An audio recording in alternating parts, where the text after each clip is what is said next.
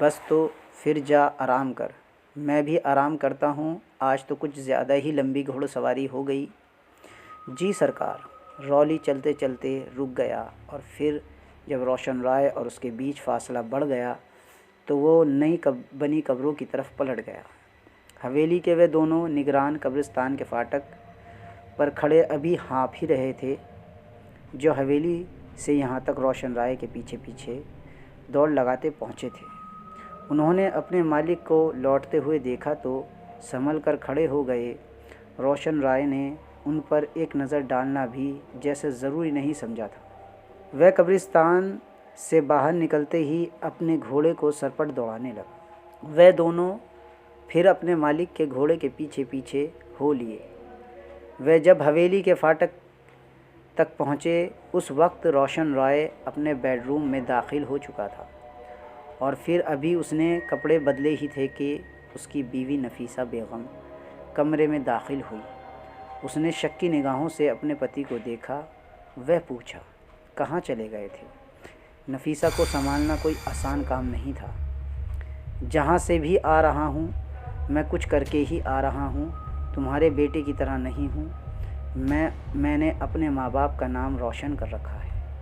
ایک وہ ہے کہ روشن رائے کے نام کو داغ لگا رکھا ہے۔ بڑے لوگوں کے پوت۔ روشن رائے غصے میں آ گیا۔ پڑھ تو رہا ہے، اور کیسے پڑھے؟ ایم اے کر رہا ہے میرا بیٹا۔ پڑھائی کے ساتھ اس نے اگر اپنا شوق پورا کر لیا تو کون سا ایسا جرم کر دیا ہے؟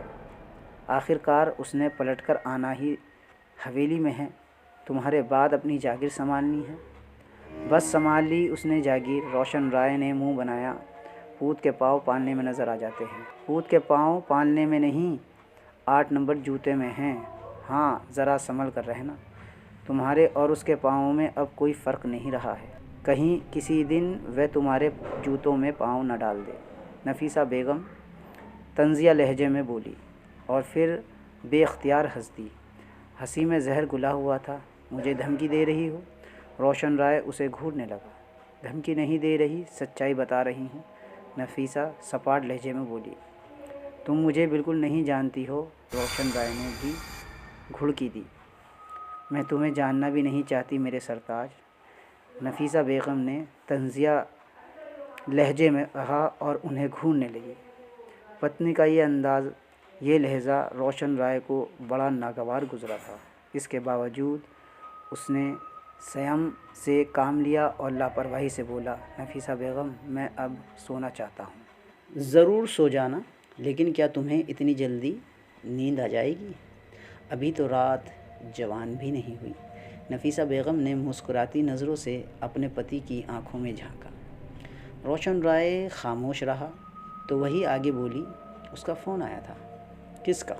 روشن رائے صوفے پر بیٹھتے ہوئے بولا، سمیر کا۔ وہ کل آ رہا ہے؟